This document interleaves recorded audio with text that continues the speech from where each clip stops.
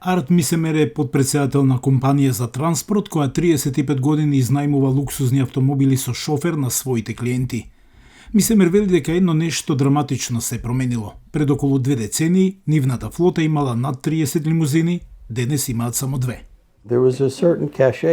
Идејата да се биде на задната страна на лимузината помина. Со текот на годините, работите се променија.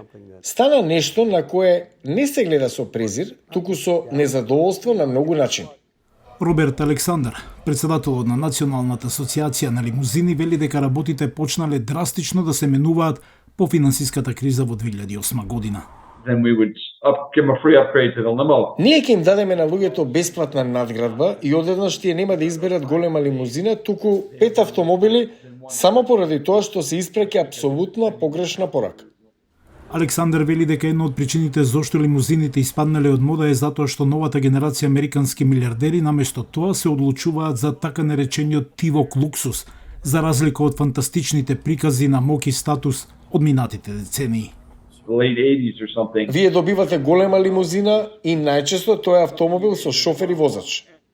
Работата на Ед Лейн е да организира патување за професионални спортисти. Тој исто така не може да се сети кога последен пат неговите клиенти побарале голема лимузина. Вие добивате голема лимузина, најчесто тоа е автомобил со шофер. Сега секој сака да биде во теренец наспроти лимузина, додека многу наши гости само сака да бидат превезени за сцената.